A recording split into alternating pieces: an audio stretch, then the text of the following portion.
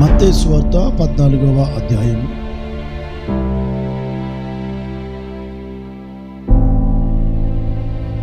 25వ వాక్యాన్ని మనం చదువుకుందాం.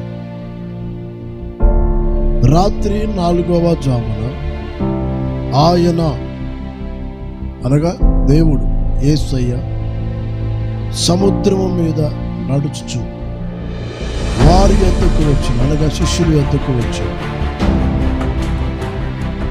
ఆయన భూతమని చెప్పుకొని భయము చేత కేకలు వేసింది. వెంటనే యేసయ్య వాళ్ళతో ఏం చెప్పాడు? ధైర్యము తెచ్చుకొనుడి, నేనే, భయపడకుడని వారితో చెప్పు. దేవునికి స్తోత్రం. ఏమంటున్నాడు? ప్రభువా నీవే అయితే. ఇంతకుముందు పేతురికి ఒక అనుమానం కలిగింది. ప్రభువా నువ్వే గనుక దేవుడు అయితే, నీవే గనుక ప్రభు అయితే నేల మీద నడిచి నీ యొద్దకు వచ్చినప్పుడు నాకు సెలవేమని ఆయనతో. అప్పుడు యేసుప్రభు ఏమన్నాడు? యేసయ్య చెప్పాడు పేతురికి. ఏమని చెప్పాడు? రమ్మనగానే రా అన్నాడు.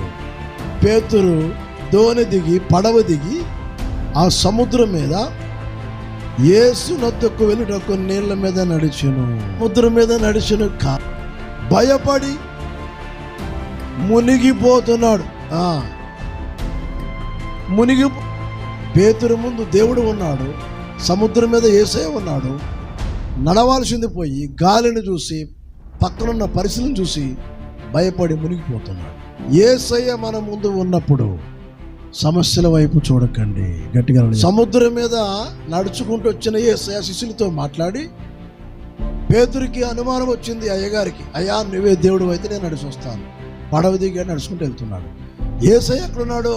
సముద్రం మీదనే ఉన్నాడు. పడవలో లేడు ఆయన, సముద్రం మీదనే నడుచుకుంటూ ఉన్నాడు, నిలబడి ఉన్నాడు.